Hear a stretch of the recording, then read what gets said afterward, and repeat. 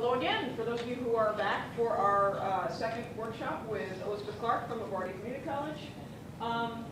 Our first workshop was a little introduction to ePortfolios. Our second workshop is going to be about implementing ePortfolios. How do we get this started? After we just saw all this cool stuff, how do we actually do it in our classrooms, in our programs, and in our institutions? So again, take it away. Okay, thanks. Okay, welcome everybody at end of Friday afternoon. Thanks for being here on such a beautiful day. A couple of you were in the previous one. A couple of you are just joining us. For those of you who are just joining us, so you know, everything that I presented earlier will be available to you, so you can see that stuff if you are interested. And also, please feel free to ask any questions at any time. We're going to be focusing a little bit on how do you get this started. So if you want to do portfolios, what does it look like? And we're going to touch on a lot of these different issues, which are fundamental to ePortfolio and to successful ePortfolio programs. But before we get started, my question is, what would an ePortfolio look like in your department? So I'd like to ask you to just spend a couple minutes thinking. Could also be in your course. If you would rather focus on your individual course, that's fine. My questions are, what would an ePortfolio look like in your department or course? What do you want it to do? What would be in it? What are your goals for students? What are your goals for faculty? What are your goals for your institution, if you have them, vis-a-vis the portfolio? How do you connect across departments? And who and what do you need to make this happen? What are you worried about?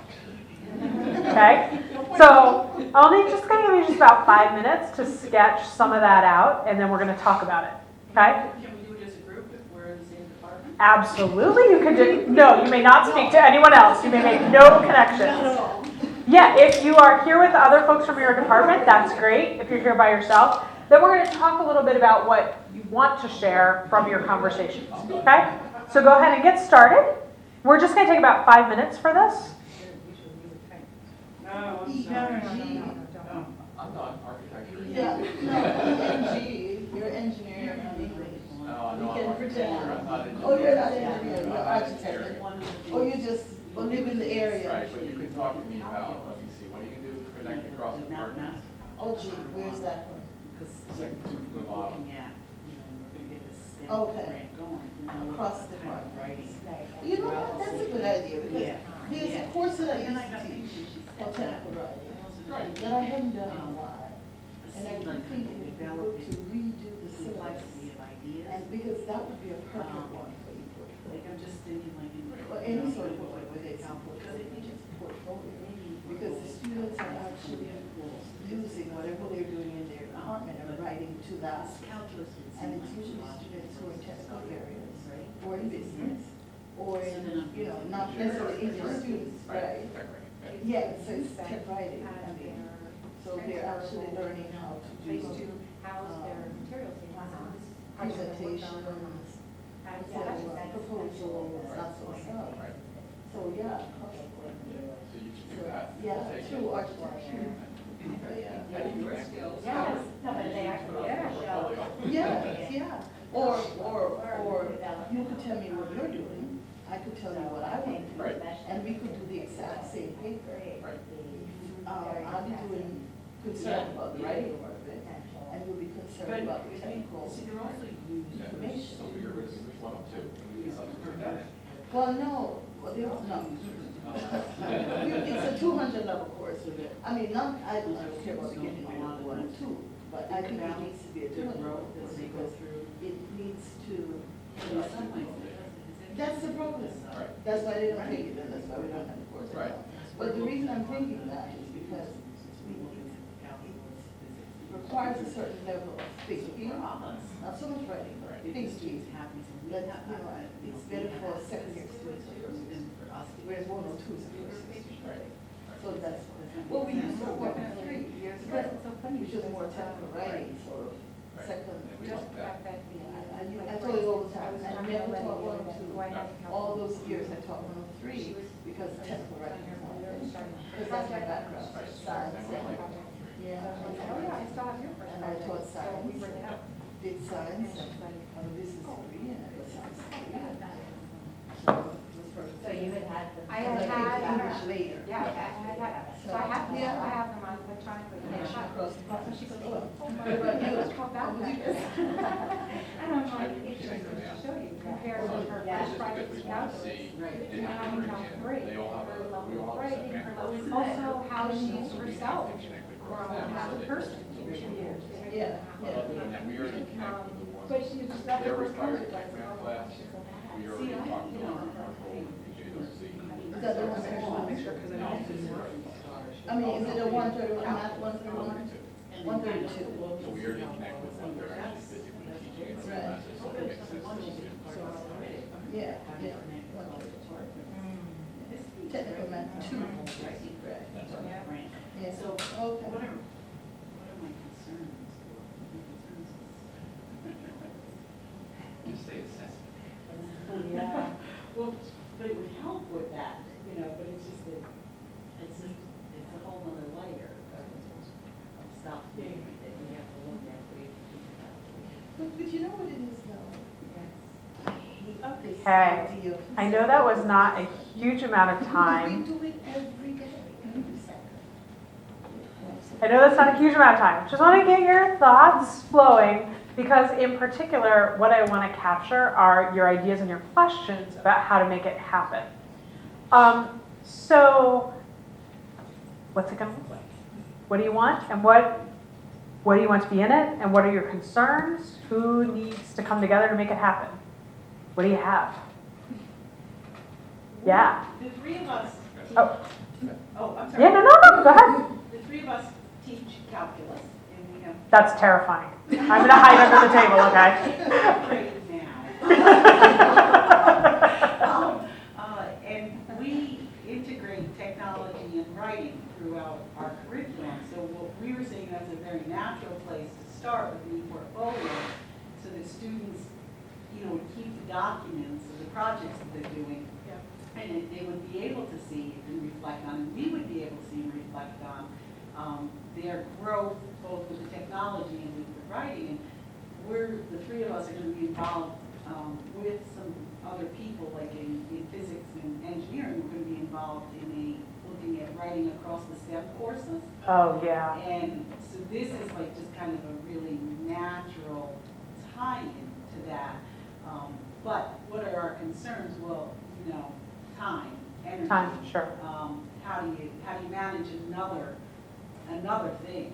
We already manage course management systems and Angel is one, but you're managing your email, you're managing this, you're managing that.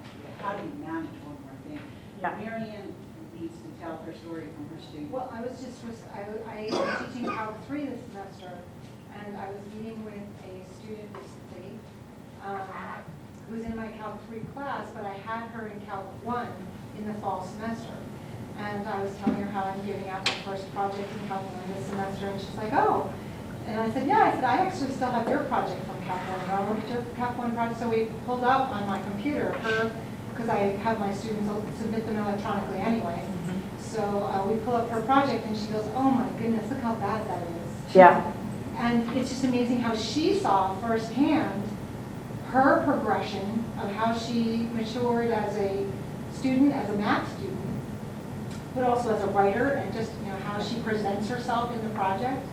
And she was just commenting on how quote bad her first project was. Right. Although I like to reframe that as not bad, No. but how far you've come. Yes. Right. And that's And how important that is. Exactly. That's what I talked to her about. Yeah. Yeah, and that would be amazing to capture in a portfolio where she's comparing that first paper to a later paper, right? Yep. Okay, great. But yes, I hear your concerns about time, and we will talk about that, and we'll talk about some of that.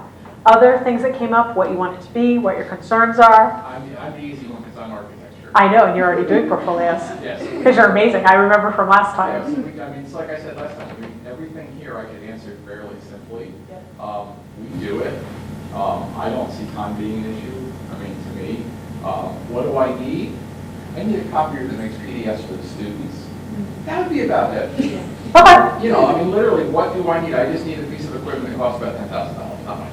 And then it software it in. My concerns, you know, when you look at everything that you showed us and your students said, it's student-driven.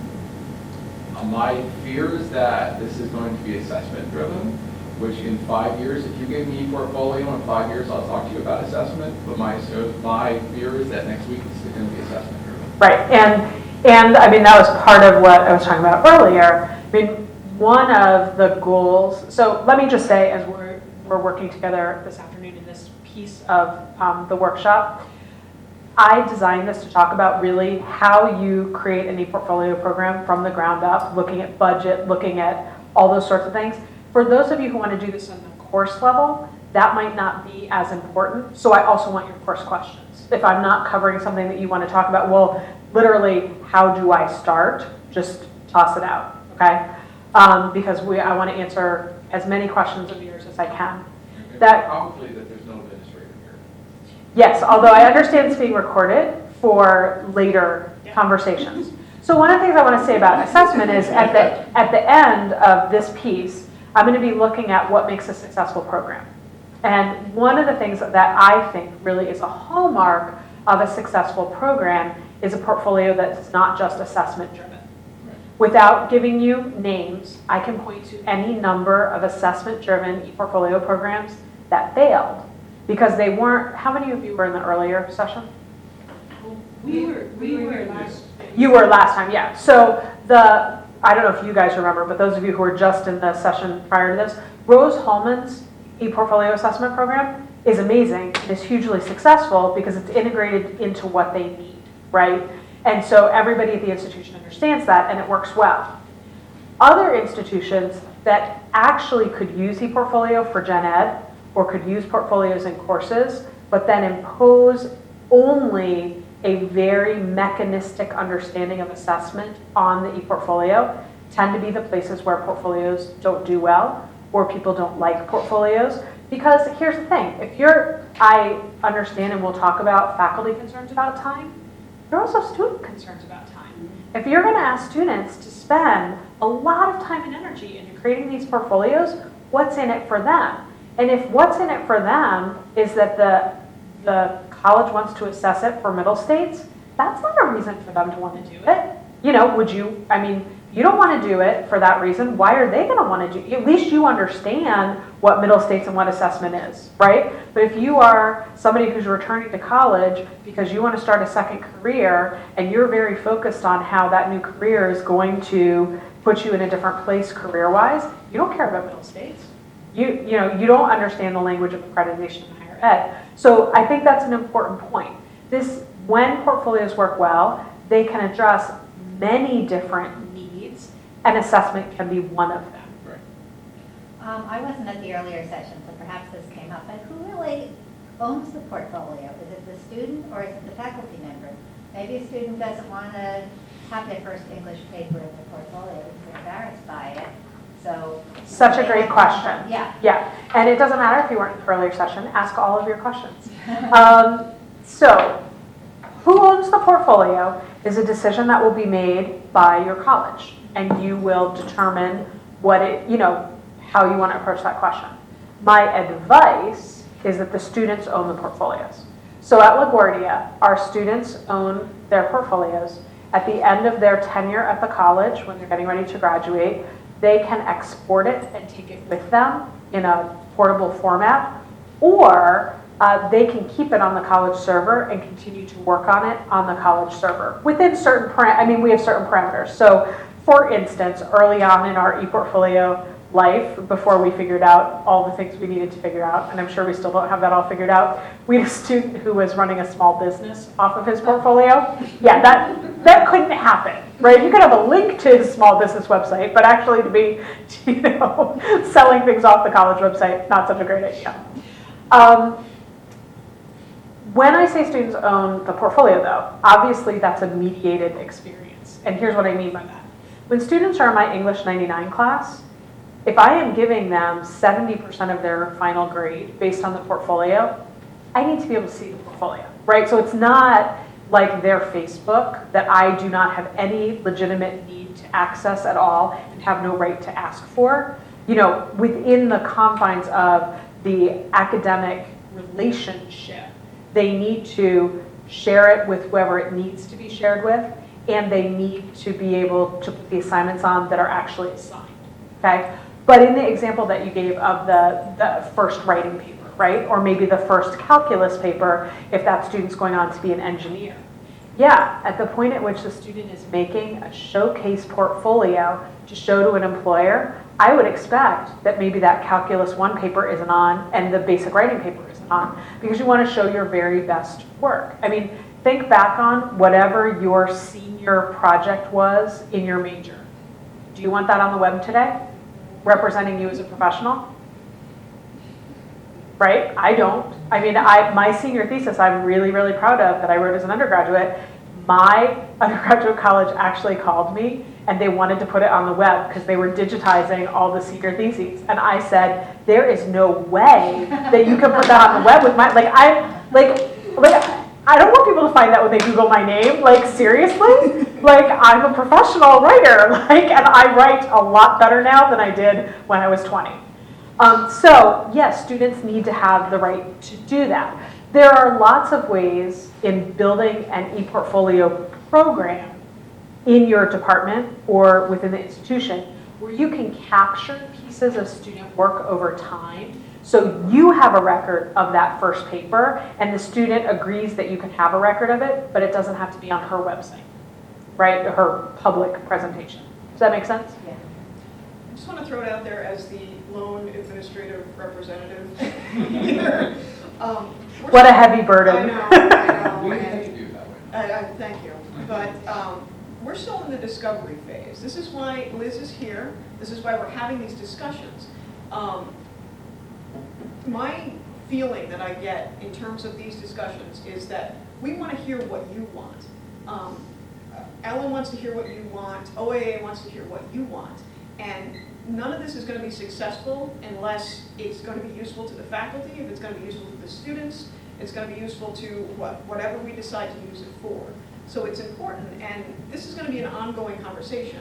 This isn't just Liz comes and we talk and that's it. It's going to be an ongoing conversation, and it's really important if you are interested in this and you want to see it in use for your faculty or for your students, to make sure that you join the conversation and make it known what you need it for.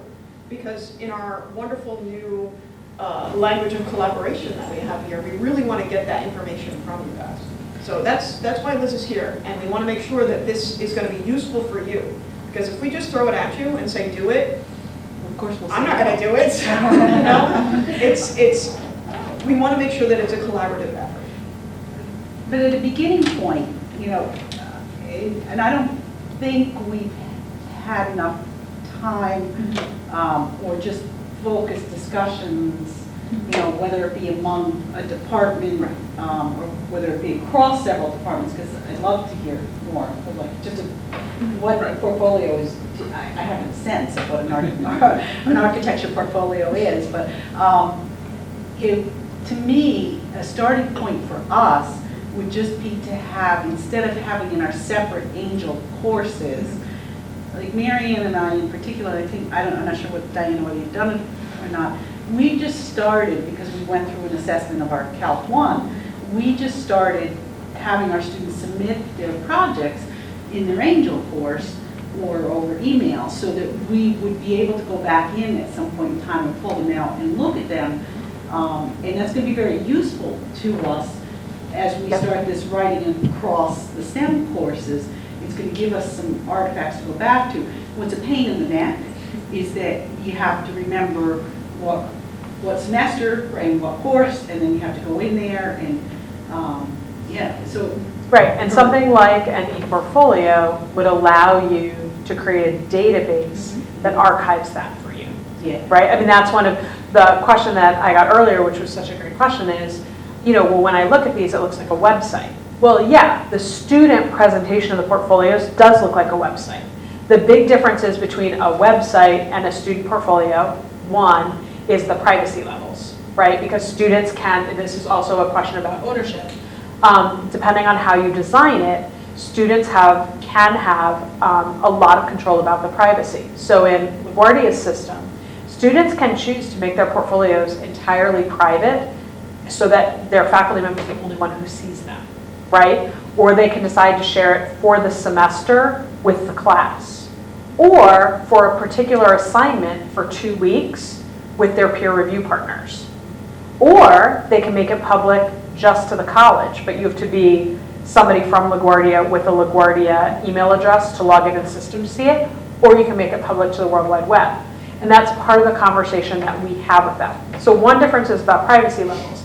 The second difference in the difference between a website and an ePortfolio also has to do with the ability of the institution to archive certain materials, or in some cases, the whole snapshots of the whole portfolio over time for assessment. And so, I mean, portfolios can ease the exact sort of thing that you're talking about, because what you're talking about is the version of 15 years ago when we did assessment, and everybody gave you a copy of the research papers from their class, right? So whoever was doing assessment for middle states ended up with like these humongous stacks of paper in their office. Well, now we're just, in what you're describing, replacing that with the digital version of it, right? Where like you've got all these files and you're like how do I sort it? What does it look like? So a portfolio system can automate some aspects of that and make it easier to read, easier to manage, easier to sample over time. Okay, other concerns or questions or things of what you want it to look like before I move on? Yeah? Okay, I think you have to have more cookies. So you have more sugar, so you have more energy of things to say. Okay, so, all right. Just for those of you who are joining the conversation, very quickly, because I know most of you were in the previous conversation, we talk about portfolios, a couple of useful categories. The course portfolio, which is a portfolio that only happens in one class in one semester.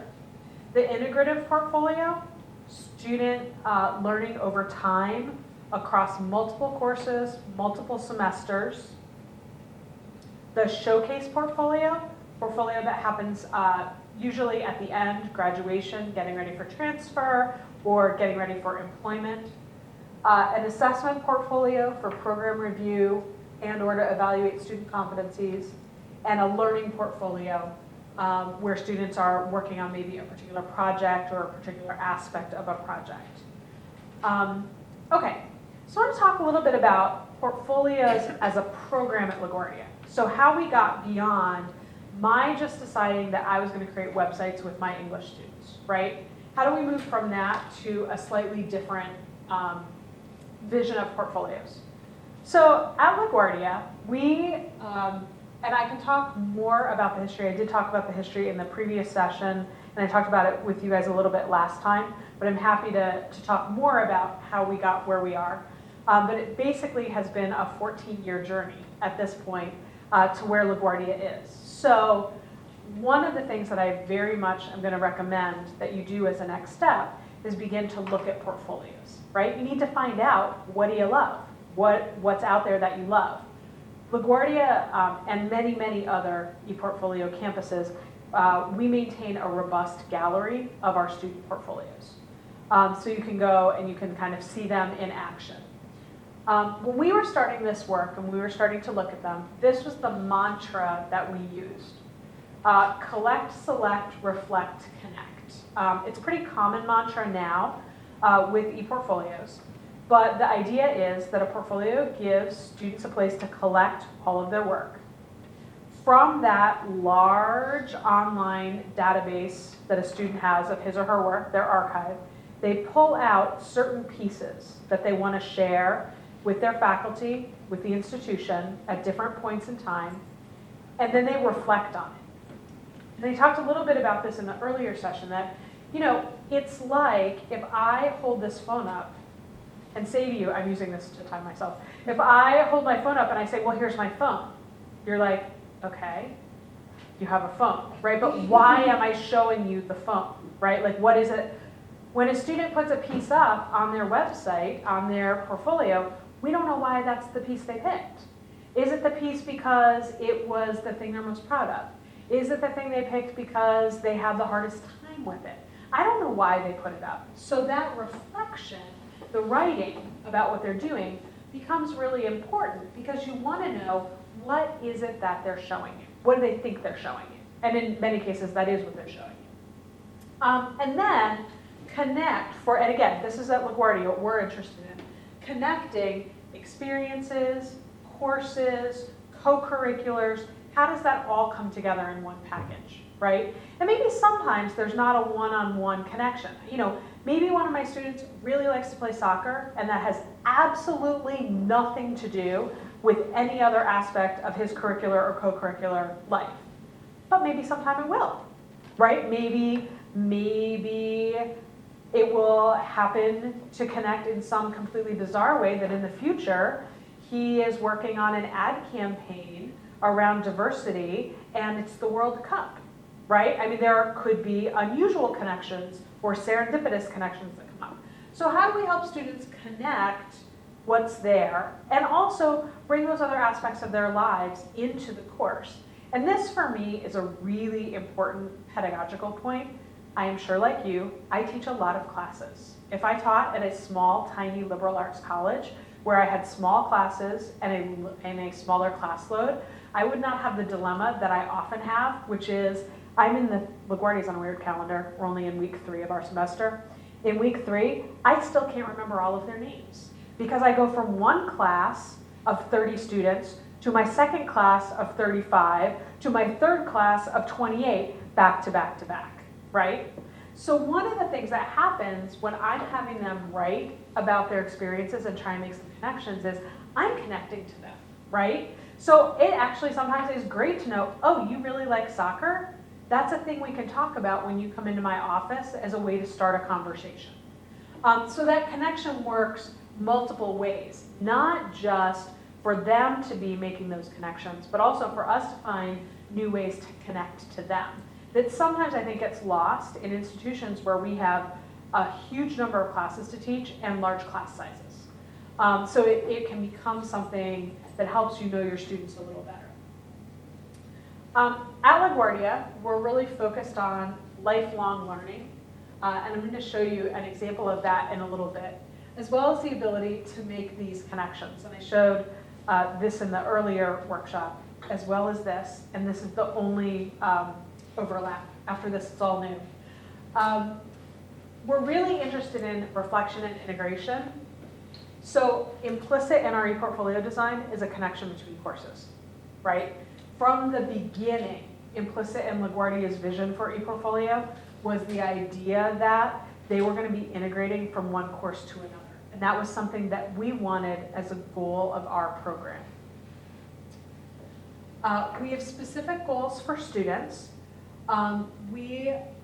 Written into our plan for ePortfolio was the idea of student engagement, making students into more reflective, self-motivated learners, linking classroom and lived experience, helping them to use portfolios as an e-resume for career and transfer, and building technology and web authoring skills.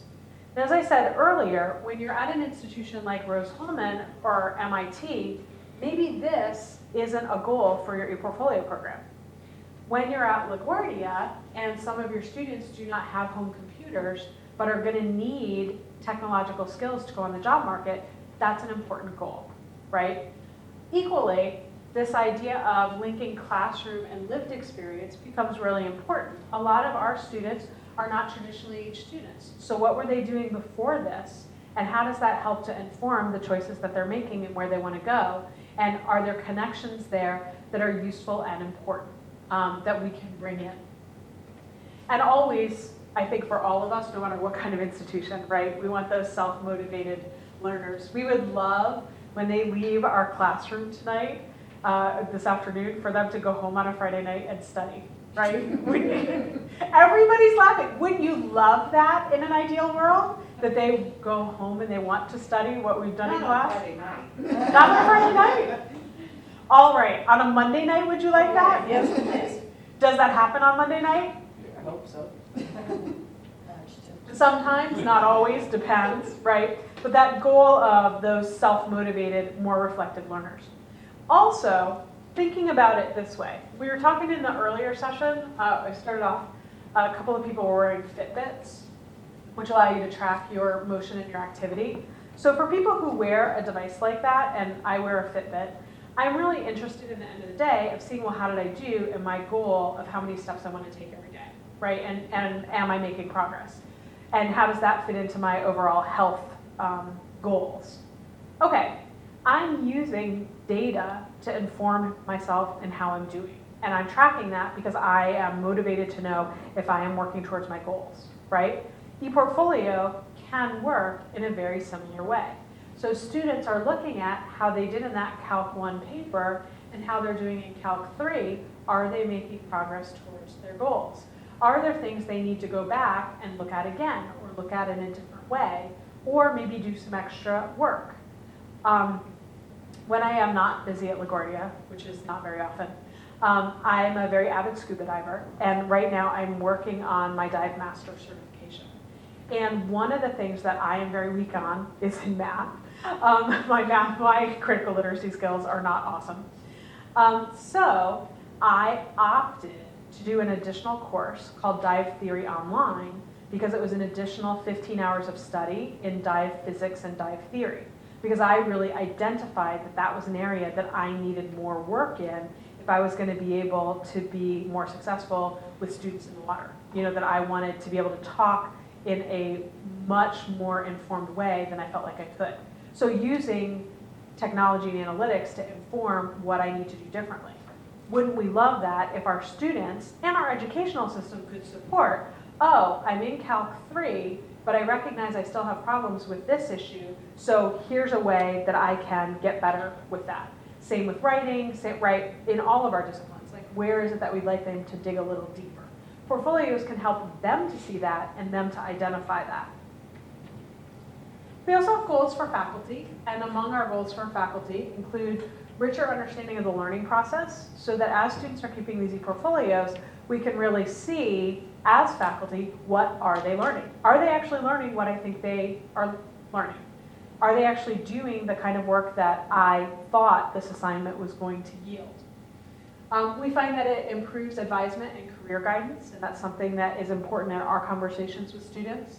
Supporting outcomes assessment by giving more nuanced data than standardized tests, and deeper insight into the meaning of our student diversity. For me, this is a really big one, and I gave a bunch of examples in the earlier session about that, but I think it's really important for us as community college faculty to be able to talk about the importance of what we do. When we talk about that in terms of grades or numbers, that doesn't mean a lot. Not to say that numbers are not important, but that's difficult for external audiences who are not part of higher ed to understand. But when we can tell stories and show examples of how we start with a student here, and we bring them through this set of educational experiences, and this is where they end up, that's something that I think is really important to add to the public dialogue of higher ed. And I think it's very, very particular to community colleges who we know do not get as much funding as other types of institutions, and who are often not resource rich, right? You need a scanner that will make PDF files for your students. That is really serious. I mean, that's a serious resource issue. I could point to any number of those kinds of issues on my campus. But one of the ways that we can elevate that conversation in higher ed is by getting better as faculty about talking about what we do, right? And one of the ways we can do that is not just by saying, oh, well, all of our students get A's, right? Because what's the comeback to that? If the comeback is all your students get A's, you know, all your students get A's is the statement, what's the pushback? Great inflation. Grade inflation, right? You just gave them all A's. Yes. But if what you can do is say, well, here's the Calc 1 paper, you don't have to say the name of the student, right? And obviously the student's name to student's permission to share that. Here's the Calc 1 paper. Here's the research paper the student wrote in a STEM field right before she transferred to Rochester. Well, that is a very powerful narrative. And even more powerful if the student can narrate that, right? If the student is in control of that narration and then chooses to share that. So I think that for faculty, this becomes a really important and I think under-discussed part of the portfolio. I am much better positioned positioned to talk about what LaGuardia does as an institution because of our use of portfolios. Because I'm not just talking about my class. I can give you anecdotes about my classes all day long. I love to teach, I love my students. But I can talk about them, but then I can put it into a much larger frame of talking about the kind of work that we do. And I think that's really important. So when we first started portfolios, in the very beginning, we were focused on course-based portfolios. So we had, at our very first pilot semester in 2003, a single set of courses in learning communities. So we had faculty who self-identified that they wanted to participate. And I should say, when we started portfolios at LaGuardia, our first year was a research year where we were researching how portfolios were done across the nation. And then we wrote a white paper looking at and making suggestions for how we wanted to implement them on campus. Then we had a year where faculty could volunteer to be in the ePortfolio program and just experiment like crazy. And anything that could go wrong went wrong. And then our first formal institutional step was this in our learning communities. But this does exist in a context. Remember, we're back in 2001, 2002, 2003. LaGuardia was transitioning to Blackboard for the first time. And at that time, I was a new hire in 2000. And in my department in English, the next closest person in terms of promotion and tenure was a brand new full professor. There were no associate professors, and the only other assistant professors were the ones who were hired with me. So we had, and CUNY had this large gap in hiring for several years. So there were also some generational things that were going on in terms of people's comfort with technology at that time. So the institution hired Brett Einan, who some of you saw in the previous video, and some of you are familiar with his name now because his work with ePortfolio is just phenomenal. Brett came into the institution and designed, he had previously been with the American Social History Project, and his work was in technology and curriculum. So they hired him to come in to be the brand new director of our Center for Teaching and Learning and to direct a brand new program called Designed for Learning, which was to get faculty comfortable with technology in the classroom. So in 2003, when we really began to do ePortfolio, we had a cohort of faculty who had come through Design for Learning, which was a year-long seminar that was run 2000, 2001, 2001, 2002, 2002, 2003. So those faculty were already comfortable with technology and, importantly, comfortable with the fact that anything could go wrong. Like, they weren't going to panic when things went wrong with the technology because they had been immersed in this conversation around technology and curriculum. So that faculty was our pilot faculty here.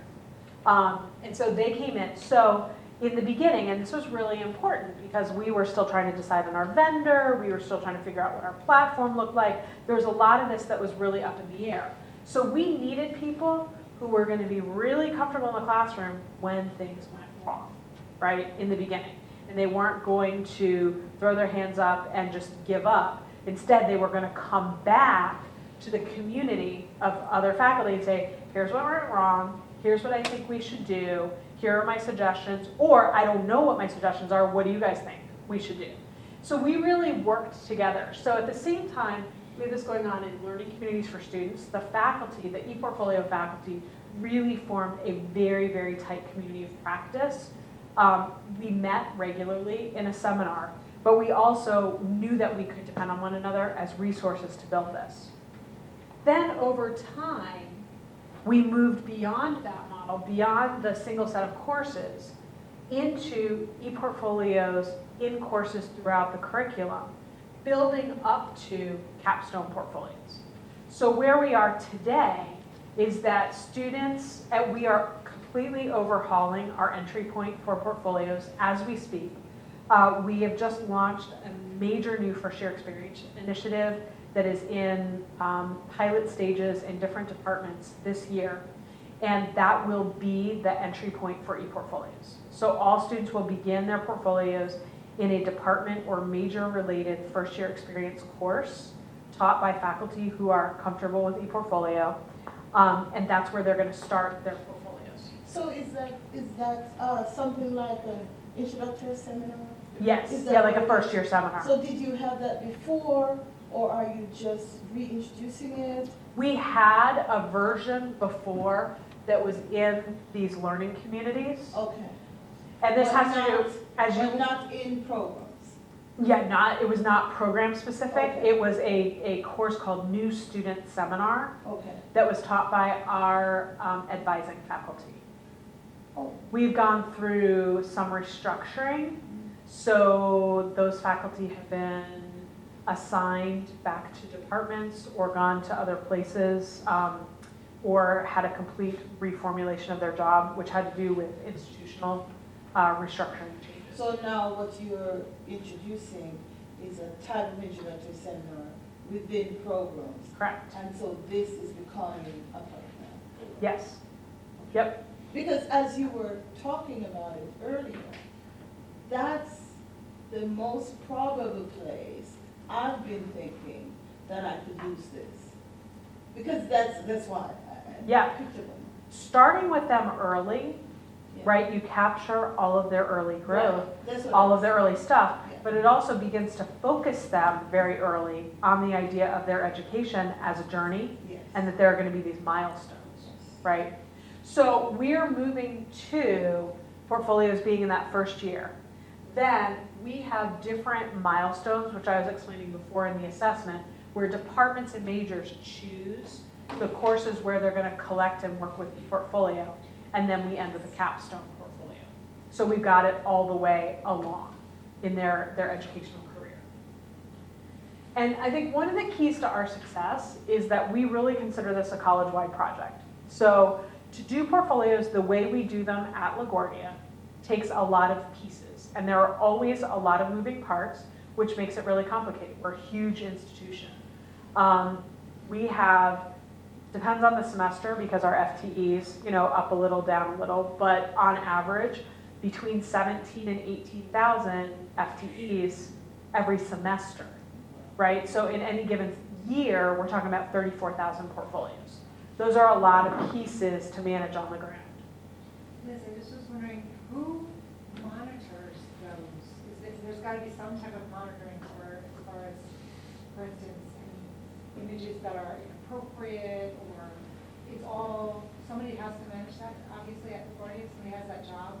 Right, no one person has that job. That job begins with faculty, because most of what is going on in the portfolios, it comes out of classes. That's not to say there are students who add their own stuff outside of classes because they want to, which is great, they're their portfolios. But we really depend on faculty as the front line for talking about that kind of stuff. So yes, in my Composition 1 courses these days, I have a whole section that I devote to talking about visual images and how you know you can use those images and not, because I consider that part of authoring in the 21st century, right? That is part of being a writer in the 21st century, is you're going to use images on your blog or your website. So I've pulled that into my course. They're also going to hear that in other courses from other disciplinary perspectives. So what happens is if a student uses an image that they shouldn't have used, usually that's going to be caught by faculty members who are reviewing the assignment, right? Or faculty members who are reviewing a portfolio where the image might appear as not part of an assignment, but I'm looking at the whole portfolio, and so I'll say, hey, I'm not so sure about why doesn't that image have a credit? What's going on there? So that's not to say that a student might not, for a period of time, have an image on a portfolio that they don't have permission to use, but hopefully, at some point, as the faculty are reviewing it in different courses, that comes up. We also have a very large ePortfolio staff who are regularly looking at portfolios. They're not specifically charged with reviewing them for that kind of stuff, but when they are looking at the portfolios and something comes up, then they work with faculty, work with the chairs, work with whoever the appropriate avenue is to address that. So, I'm not going to put this very nicely. Yep. The portfolio is basically mostly on the program. So, so at the end, you're looking at a program coming out and directing what goes into the portfolio. So when you originally talked that you said, here, class, go do it, each faculty go do what you want. In the end, you're not really interested in doing that. I mean, so it Depends on the major. So in liberal arts, As the major, Yep. I'll say architecture. okay, I would not want English 101 teachers to go off on their own and start posting into the students.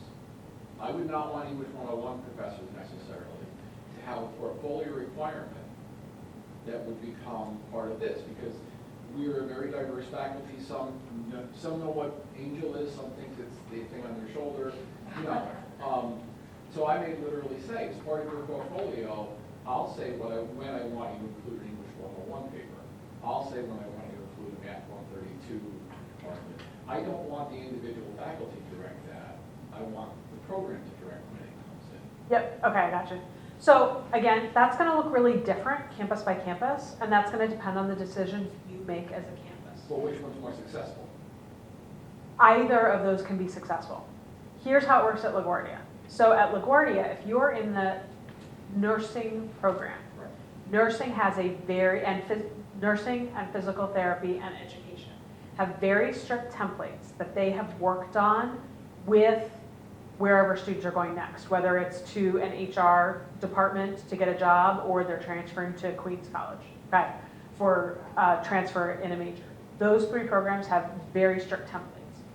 But what happens is the students take English 101 with me 2 semesters before they're working on that template. So a student might have a 101 paper on their portfolio when they get to nursing, when they get to the nursing capstone course, say. But then the nursing faculty member will work with them to decide whether or not that's appropriate in the portfolio for a job in nursing. Because if it's a research paper on Shakespeare, right, that's not appropriate. So then the student will take it off. But so how, I mean, you obviously have English 101 faculty who don't use technology. So what happens to that student who then comes into nursing and So regardless of whether faculty are actively using technology, like I teach in a computer lab half-time with my students, regardless of whether students are doing that or not, there are designated points in the curriculum where we are collecting work in the ePortfolio for assessment and where students are working with portfolio. So one of the new places that will happen is in the new first year seminar in the major. Okay. So you're in your first year seminar and you're all in all 90 classes. Well, you're creating the portfolio in your first year seminar. Right, so how do you force that English 101 paper to show up? If it's not within the English 101 teacher room? We collect it, so I was previously the director of the writing program, Right. and so I would send out a memo and say, it's time for depositing into the ePortfolio database. I want you to work with your students. Here are the directions on how to do it if you're in a lab and you're already having students create portfolios. If you are not actively doing that this semester, here is who you call to get someone to come to your classroom to make that happen. So our ePortfolio staff then will come in, work with those students and that faculty member to make sure that the 101 assignment is represented in the database. How did that go? I mean, That was part of our assessment plan. And I mean, again, this is why it has to work out on your campus. That we had middle states, we were critiqued for our assessment plan. We had to do the 5-year interim report to middle states, and ePortfolios went through faculty governance. They went through our entire faculty governance system, and this is what we decided we were going to do for assessment. And did it go So- through union governance? Yep, absolutely, yeah, we are, yeah. Okay. You're SUNY, we're CUNY, I know, yes, absolutely. Because I mean, So, you're dictating essentially what goes into the class then. You're dictating. no, the as you know, I mean, every course has learning objectives, right? And every course, which I'm assuming are agreed on by curriculum. So it's one of the items from your learning objectives. So we're not, for instance, I teach my English 101 course, varies by semester what my topic is going to be. This semester, it's a digital, establishing your digital identity in a technological world. Cool. So yeah, I think it's totally fun. We're reading Cory Doctorow's Little Brother. Their research paper is going to be on the young adult novel, Cory Doctorow's Little Brother. All of my students are going to deposit that paper into assessment. It will also be on their ePortfolios, which I'm grading at the end of the semester. Okay, so it's going to be both, remember I talked about both parts of the system. that research paper will show up in both parts of the system, both in our database and on their personal portfolios by December 7th. Yeah, no, I guess, I mean, the biggest part, the biggest, But best, bottom of the list there was the biggest, where you send out the email to every English 101 teacher that says, we're gonna come into your classroom if you don't know how to do this, and do this with you. to give you the support, because, well, And that's. so let's say you are in my friend Jason's class. My friend Jason's English 101 is on sci-fi, right? So that's their focus. So I don't know, but I'm imagining their research paper is probably on Aliens, the movie, because he wrote a book on Aliens, the movie, okay? Okay. So they're not doing the same research paper my students are doing. They're doing a totally different project. But because we're both teaching 101, we teach the research paper. And the research paper is what the English faculty have decided is the item we're collecting. Okay. So now let's say, I'm sure you can't relate to this at all. We hired an adjunct the day after courses began, who's never taught at LaGuardia, who is now teaching English 101, okay? That person can't say, oh, I don't have to do assessment, because it's part of our agreed upon curriculum. It's gone through governance, and it's what the English department faculty have decided on is that's the piece we're collecting. So what we say to that person is, this is part of what we have agreed on, so if you don't know how to do it, we'll help you figure out how to actually collect it. But you don't get to not teach a research paper, because that's one of the course outcomes. You don't get to say it's not going into ePortfolio, because that is our assessment plan. But it all went through, what I'm trying to say is that because it went through governance, because it's gone through, the faculty have decided what's going to be collected, it's not like anybody came in and said, this is the thing you're doing. We decided this was the thing we were doing. I mean, there are other ways to do assessment other than ePortfolio. So we could have, as a faculty, decided that we wanted to go another route. Right. Okay. Does that make sense? Oh, yeah. Okay, all right. It made sense before, but I just. All right, well, I just want to make sure, like, because I'm sure for some people who come in, who are hired the day after classes begin, right, it might feel like there's not a lot of choice about it, but the fact of the matter is there is, within the institutional community, there has been a long history, a long dialogue that led up to this point. Yeah, I don't think it's the one who was hired the day after classes started. I think he's the one who was hired, say, a while ago. 20 years ago, where the issue. Right. Right, but that person has been part of the conversation. Not if they're out. Well, it depends on how the conversation is structured, and it depends on how the conversation is approached. So, at LaGuardia, and one of the things we do is we have very rigorous professional development to make this happen. Traditionally, our professional development seminars are year-long seminars, although we're experimenting with some new models. Those are open to all faculty, including adjuncts. That's really important to make this work, right? And it's paid professional faculty development. So faculty get a stipend or get a course release for doing that. And that's really important because you want everybody to be part of a conversation. So, I mean, I think that is important. It's integrated into the curriculum in the ways that I've talked about. Every department decides where they want to interact with ePortfolio. In liberal arts, which is one of the majors that I teach in, we do not have a standard capstone ePortfolio because we decided that we didn't want that. So every LIB 200 ePortfolio looks very different. But if I'm teaching in nursing, the nursing faculty have decided that they're going to follow, a very specific template.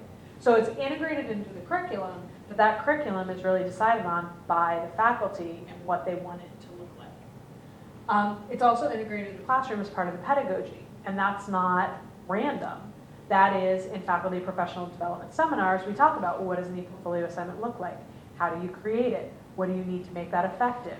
What are some examples? Okay, write one. Okay, go try one. Okay, how did it work out? Okay, do you want to make any changes? Right? And part of that work in the faculty development is making it low stakes. Because if you're trying something new, things aren't always going to go well. They're not always going to go well the first time, and sometimes they're not going to go well the second time.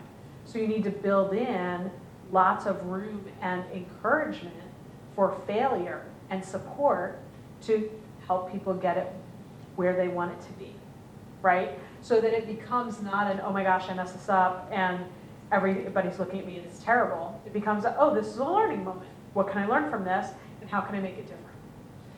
Elizabeth? Yeah. So many things happening in my. Yeah, go. Tell me all the things in your brain. I want to know. Okay, so, I come up with an idea, my colleagues and I come up with an idea, and we go, we just love these ideas for calculus, and we want our students to keep an ePortfolio, our calculus students for that.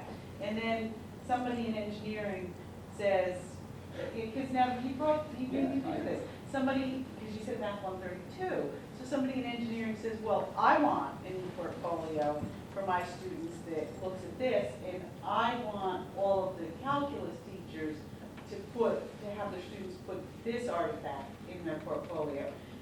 Okay, so one of my questions is, can a student have multiple ePortfolios? Like, in other words, I don't necessarily care about, and I'm not picking on Dave, but I don't really care. That was kind of what I was. Yeah, I don't really care what Dave wants in his ePort. I want it for something else. And I don't want to have to look, I'm only kidding you because I really do want to see your portfolio. I don't want to look at Dave's ePortfolio just to go in and see what I wanted from my students. Nor do I necessarily want him to come in and look at what I'm, you know, and I'm not trying to say. So, remember the list I showed you of all the different kinds of portfolios that you could have? The course portfolio, all those can exist at the same time on the same system. Okay. So for example, you could, in your course, have students keep a math portfolio, right? Like for whichever Calc 1, Calc 2, Calc 3, that's a course portfolio. And remember, you're not going into anybody's portfolio. You're going into the student's portfolio. You're not going into his portfolio. You're going into the student's portfolio. No, But so you bring up the student and there would be math. Right. So you would bring up, Click online. yeah. okay, but There would just be a folder. Oh, okay.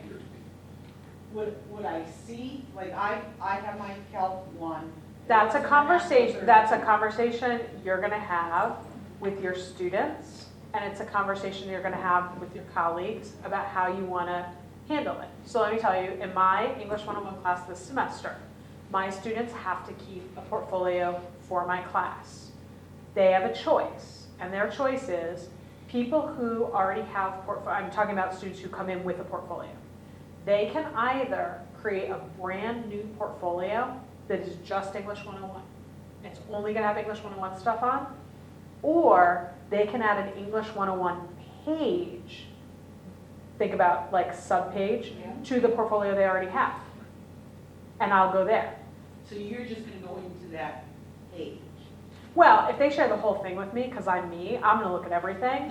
Not to say your assignment should come off, but because, as I said, our faculty are kind of the front lines of looking at stuff. So I am gonna look at images. I am gonna look at, not in a way that, like I'm not gonna go into the math paper and try and grade the math paper, but I might look at the about me statement that they wrote their first semester and say, you know, is this really what you want to be presenting, you know, to faculty? And did you really want to put a picture of yourself in a bikini? Because I'm not sure if that's the message you want to be sending. This is not related to what I'm grading on your English 101 paper. This is a by the way, you know. So it's a conversation and a dialogue about that. So I am gonna look at the whole portfolio, not because I'm gonna regrade the math work, because everybody would just get an A. You know, like that's not gonna happen. But I am going to look at the whole thing. I might have some comments on the aesthetic look and feel, the color template. I may make some suggestions. You know, the bright pink with lime green font, not really very friendly to look at. Here are some suggestions.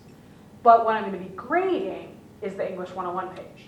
Or if they create a whole portfolio that's just for 101, then I'll be grading whatever it is that they're giving me for 101. So remember this. Grade, okay. Yep. Does the grade show up in that ePortfolio? Are you grading online or are you grading it privately? Great question. So remember, the portfolio is the students, right? So when I'm grading it, I am grading it in a way that they're getting the grade, not on the portfolio, right? Or in some cases, I have some semesters, and again, this is a little technical, in our ePortfolio system, you can create a private page. So sometimes I've created a private page that I share with the students where their grade goes, but nobody else can see it because it's just shared between the two of us. But again, some of that has to do with software and how you want to set it up.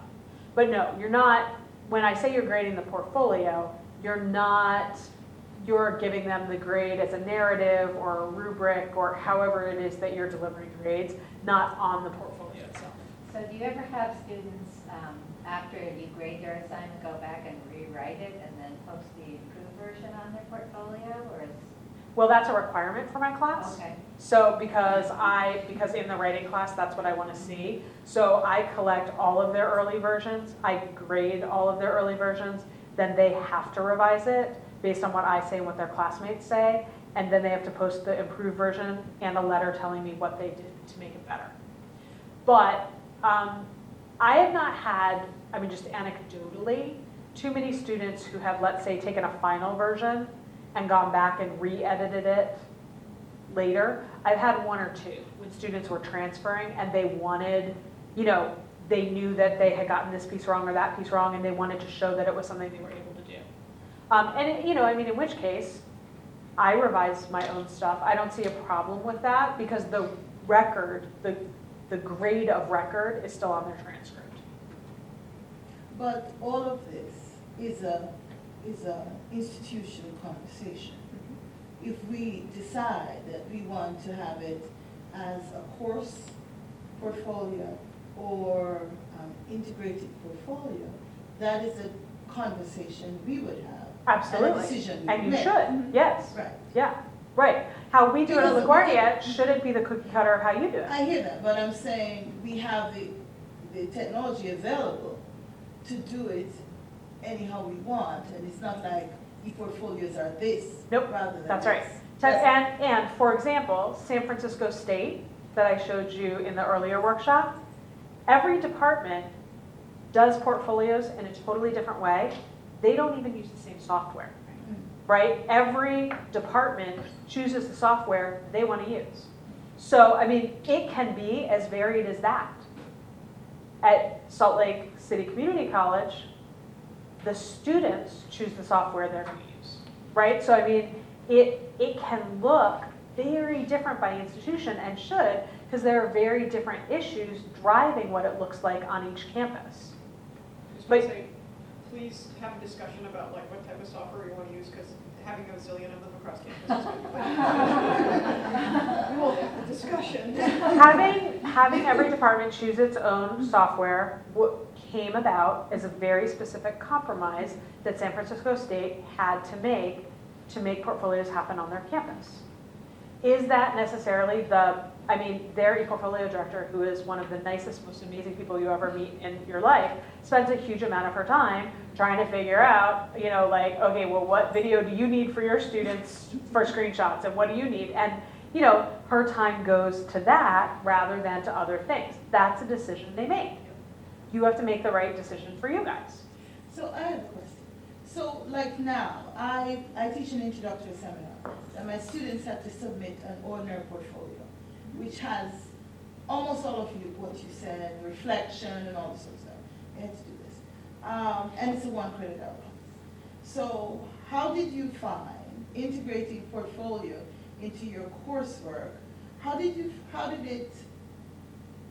Did it add to number of credits? That's what I'm saying, because now I'm asking my students to take another step. And what I already do is worth 1 credit. Did you find that you have to make your courses additional credits? I think the answer to this would certainly vary by person and by institution that you asked. Here's my answer for my classroom. My answer for my classroom is no, because I let go of other stuff. Oh. Right? I looked at what I was doing, and I decided that for me, as somebody who's teaching composition, I really needed to make sure that my students were digitally literate in writing digitally, because that's what they're going to have to do in jobs and future courses.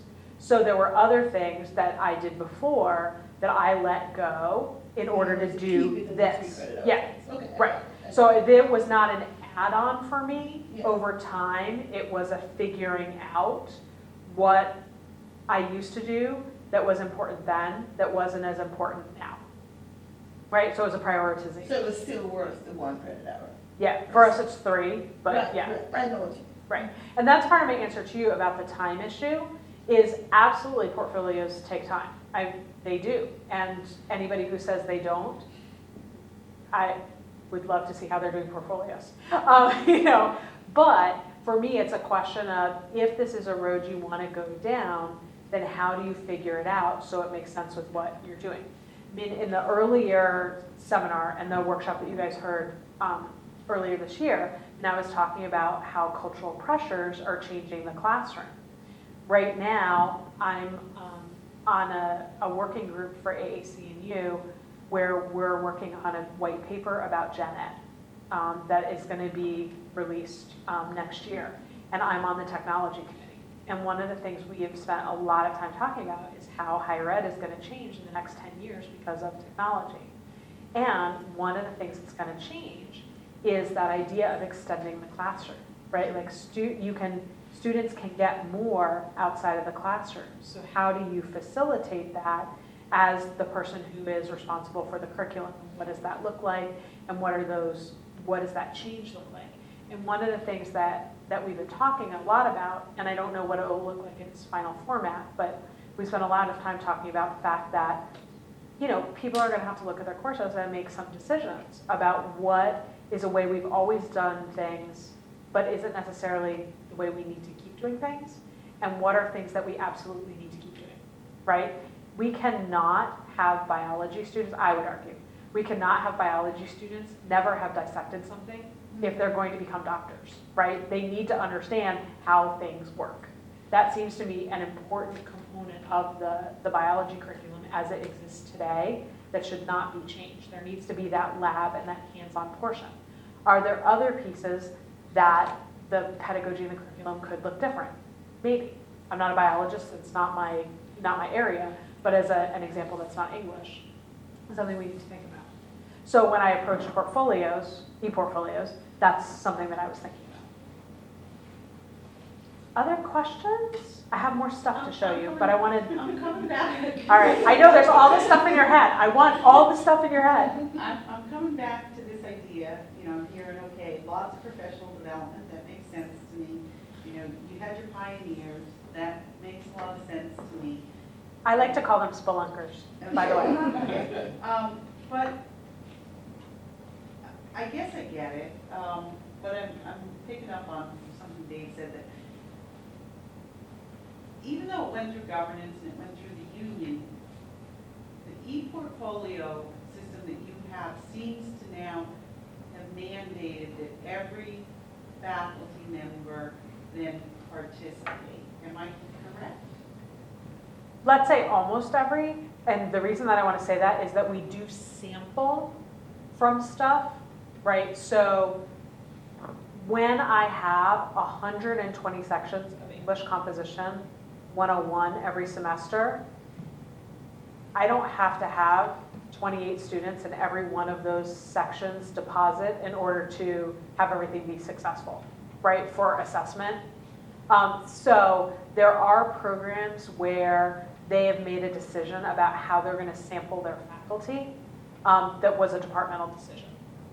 So for instance, the question about English 101, one of the things that we decided was we went back to our dean and said, do we really need that number of papers every semester for the critical literacy database? And he said, no, we would never read all of those papers. So we said, okay, well, we have 75 faculty who teach in computer labs. Can we collect from them? Just logistically, because we don't know how we're going to get people who don't teach in a computer lab in. And he said that would be fine. So that was a change that we made in the middle of our middle states. But then, as we were moving forward, then we moved to this first year experience model. So the first year experience model, now we will be collecting from everybody. So one of the challenges is figuring out what to do when you're not in a computer lab, right? There are like decisions and conversations that we've made along the way. trying to deal with the reality of on the ground. So one of the realities on the ground is we don't have computer labs. So how do you handle that? If you have somebody who doesn't know how to use a computer. One other question, is there still an anonymity factor when you're talking about assessment? And you have your faculty dumping their papers in, when you go and select the papers? Yep, I know what you're asking. So there are three answers to that. The first answer is, if everybody deposited papers exactly the way we've outlined in the instructions, yes, we can have 100% anonymity in pulling the papers. Because the first step is supposed to be that all the faculty information is stripped and the student information is stripped from the paper, so that what is deposited is a paper that just has the plain court English 101, but not the section number, and then the title of the paper, and then the paper itself. Students and faculty routinely forget to strip that, so often we do know that it's this student in so-and-so's class. But there's no way that we're using that data. We're always looking at the data whole. So we're not coming back and saying, but in your class you did this. That's not how we're using it. We're saying, when we look at English 101, we're finding that we had a 0.88 increase. Or we're finding that 700 students plagiarized, so maybe we need to be emphasizing, plagiarism in our courses. So it's about how the data is being used. But yes, I do see faculty names and student names on papers. So that's answer one. So answer one is, if everybody was doing it the way they were supposed to be, I should be able to look at papers that have no identifying information. That does not have to do with how we have set up the system. That has to do with people's ability to follow through with the instructions that they're given. Welcome to the world, right? Answer two is, it does depend on what program you're in, because some programs, nursing, education, physical therapy, fine arts, there are a couple others. A couple of our business majors have decided the capstone portfolio is going to be a graduation requirement for the program. Not for the college, but for the program. And they are assessing the whole portfolio. Well, then they know who the students are, right? I mean, they know who the students are because that's how they're assessing them. So in those cases, yes. But in liberal arts, we made the decision that we didn't want to do that, so not in liberal arts. So it depends on your major, is the second answer. The third answer is, when we went through our most recent middle states, so the anonymity question, which I think is really important to bring up at this point in your process. It's really, really important. When we first did ePortfolios, our faculty was absolutely up in arms about the fact that this had to be anonymous. It had to be. And it wasn't going to pass governance if it wasn't anonymous. Fine. We created a process that made it anonymous. And really important, we have been completely transparent all the way through. And I say this as somebody who's on the assessment leadership team who designed with Digication that assessment system. I mean, I sat with our vendor and said, here's what I needed to do. And then they would come back and show, here is what I need to happen when I press this button. And that's what happens. I was one of the people who was involved in that conversation at that level. We have done exactly what we promised faculty we were going to do. So I can stand up in a faculty meeting and say, with a completely clear conscience, here's what you asked for, here's what the system does. Here's how we've used the data. So this has been used completely the way that we said. That was really important because nobody understood how assessment data was going to be used. Nobody understood how ePortfolios were going to be used, and there was a lot of fear on campus when we started this in 2001. 14 years later, we have a 14-year track record of no one has been fired for assessment data, right? That assessment data has not been used in that way. And we have programs who have elected on their own to use the integrative portfolio as the way that they want to assess student work for a graduation requirement. So now we're having a conversation about moving to assessing the whole portfolio as an institution. Like that's what we're gonna use. That's a conversation that happened over time. We didn't start there. We had to start, we had to deliver what we promised, we had to show how we were gonna use it, we had to have a track record of showing that's how we were gonna use it before we could get to this other point. I mean, the fact of the matter is, I think assessing the whole portfolio integratively is a much better way to go. Looking at random samples of student work that I pull from the portfolio doesn't tell me as much as looking at the whole portfolio. I know that as a faculty member, when I look at my student's whole portfolio. But that can't be where you start the conversation. You have to start the conversation wherever the conversation around assessment is on your campus. And that varies by campus. And it varies by what the assessment conversation has been and where it's going. Does that make sense? What, I guess this is two separate questions, but how does this work with new hires? And I imagine that it works very differently if you're hiring a full-time person and if you're hiring an adjunct. That is, what kind of training and support is there? Adjuncts usually don't get any. We have our faculty professional development seminars are open to everybody. We don't distinguish between full-time and part-time. Adjuncts actually show up? Yeah. Do they get paid for it? Yeah. Yeah. I mean, again, that depends on how it's built in. I know we're almost out of time, so I'm available to keep answering questions, but let me just show you a couple of other things. And let me also point you to a couple of things. So one thing is, this whole presentation is going to be available to you.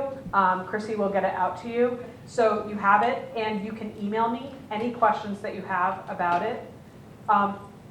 What I would like to point to is, and I've given you this at the end, is the Catalyst for Learning. This is a brand new site that was just published online in January that came out of 3 years of research by several of the major institutions who've done ePortfolio in the country. LaGuardia spearheaded this, Brett Einen spearheaded the project.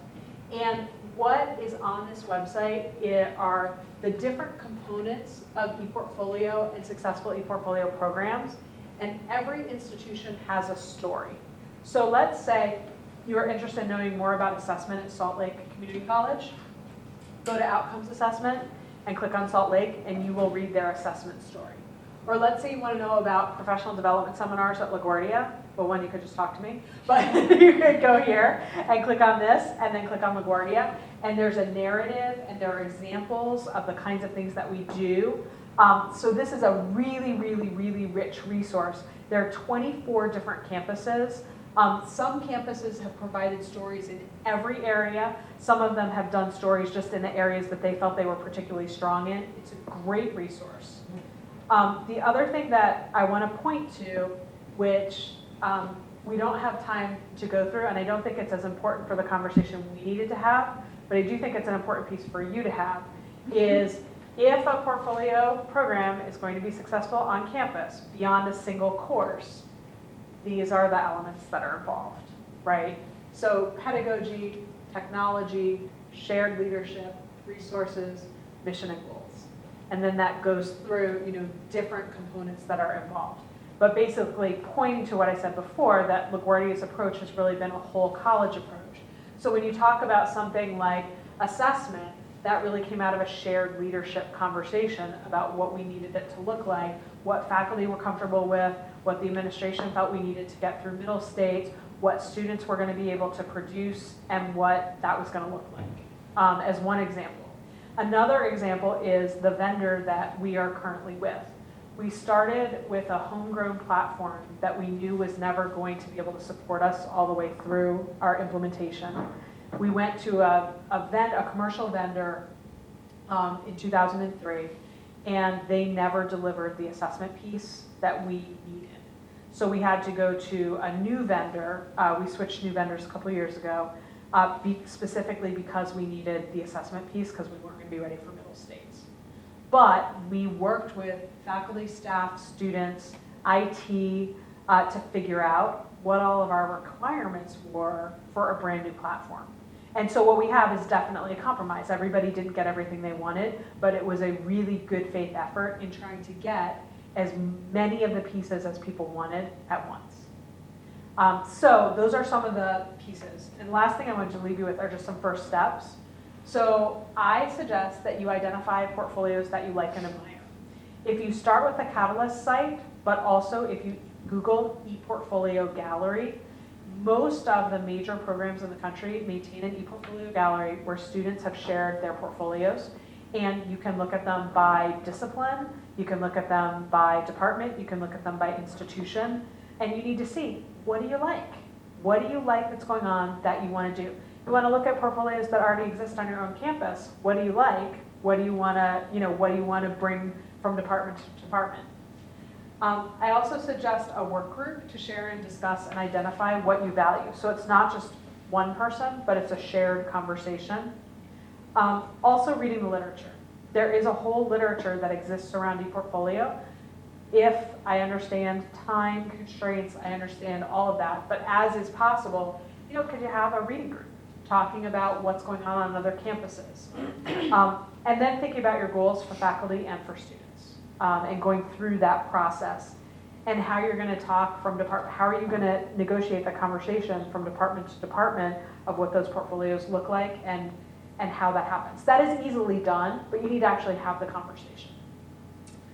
How are you going to support it? What's that going to look like?